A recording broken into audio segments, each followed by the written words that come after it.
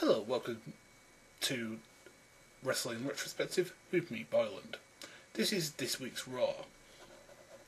Raw starts off with a debate. Yes, because when I watch wrestling, I really want to see a debate. I don't want to see, a weird thing called wrestling in my wrestling programming. I don't want to see a promo that might get me fired up for whatever main event you want to throw at me or whatever storyline you're trying to progress. No, what I want to see is a debate between six people. Yes, interesting. Good work, WWE. Next, followed by this, is nothing happens in this debate. All that happens is six men trying to ego boost. A better way to book it, in my personal opinion, would be have six different matches and have the person go over and then cut a promo at the end of it. Get us excited for the elimination period, but give every guy the opportunity that they may win. We'd be more likely to buy the pay-per-view at that point. So after such a boring view, we actually have something interesting, where Punk is shown the title to Chris Jericho. He turns around, he gets a Trouble in Paradise off Kofi Kingston, and then we have a match between Kofi Kingston and Chris Jericho. It's a pretty good match, very well paced. I prefer it gone longer, but I understand it's a 2-hour show and they have a lot of stuff to get in. However, for what we do get, I think it's very good. So we then get Jericho going over after he thumbs Kofi Kingston in the eye and then hits him with the cold breaker for the 1, 2, 3. Dear God, I forgot about this bit. Sorry, I've just forgotten about this bit. We have two consecutive backstage segments. We don't want to get one long one where these things could comprehend. We have Zack Ryder talking to John Cena going, "Yo, you better respect me, yo." Sorry, I just don't like John Cena. Spoilers, a lot of wrestling fans don't. And then we have the return of the great and powerful John Detritus. Now, John Detritus is only in the wrestling business because he happens to be the brother of a more famous wrestler than him. Now, he was legitimately in Japan a tag team champion. However, John Detritus is legitimately the head, whatever he is, in WWE. So basically, he's the guy who fires people. But again, I like his heel sort of turn. I'm sort of in between liking him and not liking him, and I know that you're not supposed to like him because he's a heel. But again, I can like heels. Like I like Ric Flair a lot. Old Ric Flair, 80s Ric Flair. I like the Boom Midnight Express. I can appreciate a good heel. I just don't feel that he could be good in that sort of sense. However, John Detritus is doing a deal with David Otunga, who, those of you who are in the know is Jennifer Hudson's other half.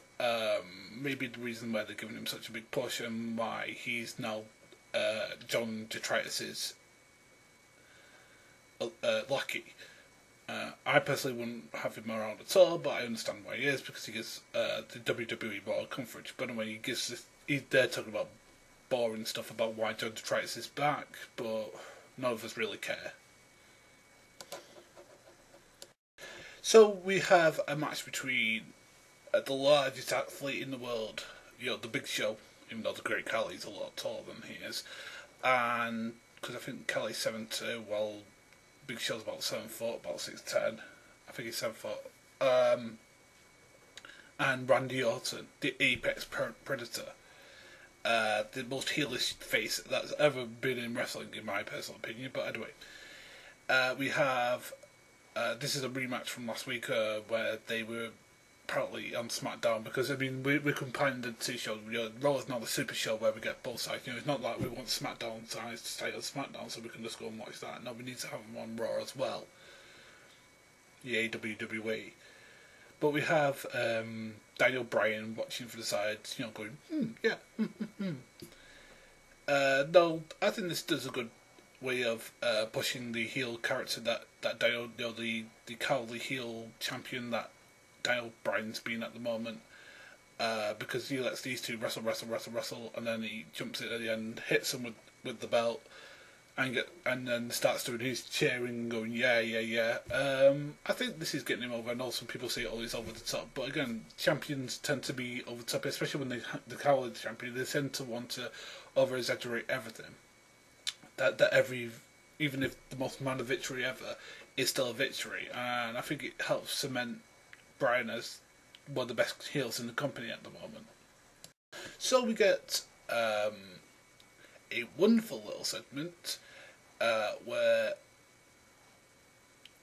Triple H and the Heartbreak Kid Shawn Michaels are doing a promo with each other about the Undertaker's return, which I'll get to in a moment, where Shawn Michaels basically says that you should be a man, you should man up, which right you should do.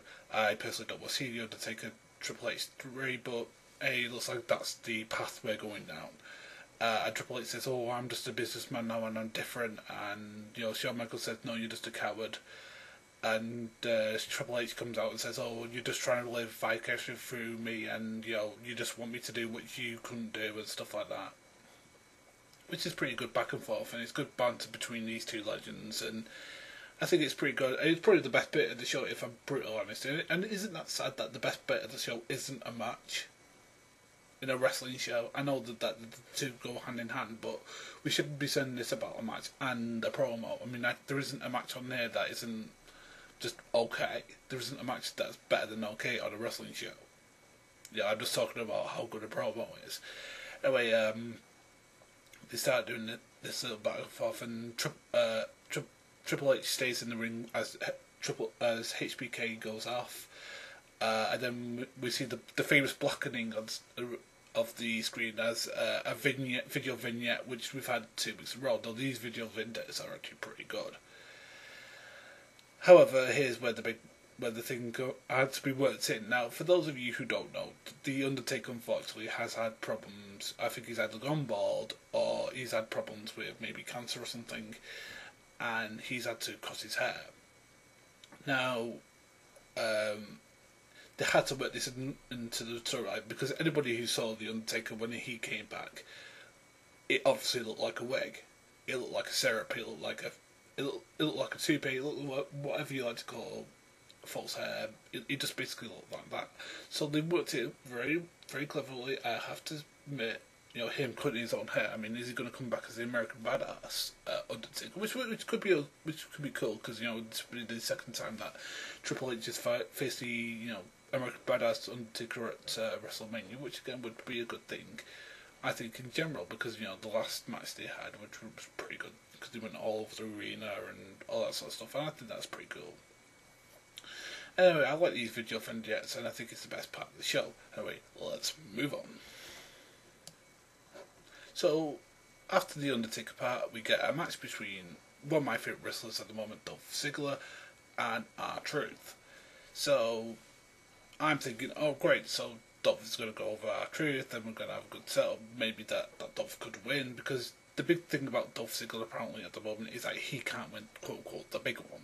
So I thought, alright, he's going to be looked to legitimate by going over Truth and going over, because for those who not in the know, R-Truth recently failed the bonus policy.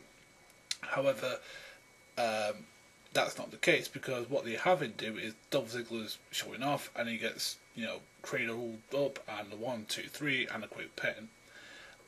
Win for the R-Truth. Now, I don't get this. I mean, there's no way that R-Truth is going to be the WWE champion for as I said, the wellness policy. However, I understand why they've done it. Obviously they want to keep it that, anybody can beat anybody in the chamber. But again, if you want to build up somebody as a little bit legitimate threat to Punk at the moment, I know that they're going to try and build it to be Jericho, but why not throw in Dolph Ziggler there as a curveball? I mean, he's been a constant, top performer in the company, and I think he deserves a little bit of a push, as they say. Anyway, yeah, I think this was a good match. It was more than fair, but it's still not good enough in my personal opinion. So here comes everybody's toilet break, the female matches. Now, I know people say, "Oh, you don't like females." Well, I do like females. I like female wrestling. There are good female wrestlers out there. It's just that WWE's aesthetic on female wrestling is that akin to Maxim magazine, or Zoo magazine, or FHM magazine, or whichever periodical lads magazine you want hang your hat on. Yeah, I forgot what else done that. The winner was Tamina, who's some sort of relative of the Hall of Famer Superfly Jimmy Snooker. She uses the Superfly Smash to get one of the Bella Twins. I don't know which one, and I don't care. We'll move on to the next segment. Oh boy, this is going to start sucking badly now, isn't it? So we have Tamina going over of one of the Bella Twins. Great, don't care, because I couldn't distinguish one Bella Twin for the other, and I don't mean that nastily, but they're just distinguishable from every other Maxim model on the WWE Diva thing. The only thing interesting about them is there's two of them. Oh, great. So anyway, we have two segments. One is a segment of The Rock doing talk shows, because when I watch wrestling, I really want to see a guy who's not even on the show, who's not appeared on the show in a while, talk about his stupid movie that he's doing, of which I've heard nothing but bad things. Then we get another segment in which Kane takes Zack Ryder's girlfriend Eve and puts her in the ambulance and starts to drive off, and then John Cena jumps in and gets her off, and Zack Ryder comes in and says, "You're stealing my girlfriend."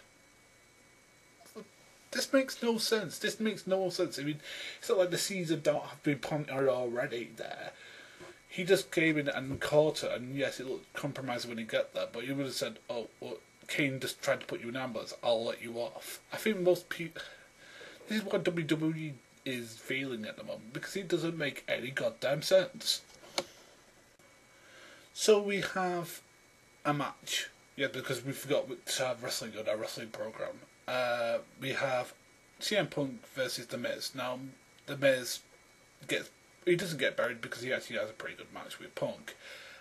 Punk's a pretty fair guy, but he unfortunately taps to Punk with the Anaconda device. Okay, I would say I'd pass on this if I was you. And then we have some weird segment where Chris Jericho is looking at them backstage going, "I'm going to get that Miz." Basically, we're seeing it without saying that stupid lightning jacket he has. So we get to the end of the match, and John Cena comes out. Yay! Oh, as I heard. John Cena comes out and he basically gives this whole speech about that Zack Ryder's got everything wrong, and Zack Ryder comes out and says, "I don't really care. I just don't want anything to do with you," which is fair enough. I don't want anything to do with John Cena either, but I'm forced to watch him every week. And then Zack Ryder trundles up the ramp, and King gives this speak about we're evil than you, and you should embrace the hate. Just this thing that's been going on and on and on. I mean, I understand that they've got a fill time between now and WrestleMania for John Cena, but I think we could do a more interesting thing than have Mass Kane back, to be frank. So anyway, after that, King comes out and throws Zack Ryder off the ramp using in the wheelchair, and I just don't get this. I mean, if they won't bury Zack Ryder, just bury him. I mean, just don't have this whole thing of where he's sucking up to Cena and then all of a sudden he's against Cena. Again, we know that John Cena isn't going to turn heel. And Joe, how we know this? The WrestleMania. The Rock doesn't hate John Cena as a bad guy. He hates John Cena, the good guy. He hates the, Marine John Cena. He hates the John Cena that we all hate. The guy who never does anything wrong ever. The guy who's all about your loyalty, hustle, respect. The guy who's about as fake as plastic boobs. The guy who basically has been given every championship under the sun and multiple times. That's it. While keeping younger guys down. That's the John Cena we hate. We don't hate heel Cena, because we might actually like heel Cena. Maybe John Cena as a heel will do more interesting than John Cena as a face. I mean, look at when John Cena first started out, he was a heel. And he was much more interesting when he wasn't trying to play to the crowd all the time. So yeah, this episode of Raw sucked. It really sucked, and it will keep on sucking until somebody gets into the head that just quoting one good program and just having okay matches isn't going to cut it. Anyway, this is Boyland, and that was my This Week in Wrestling.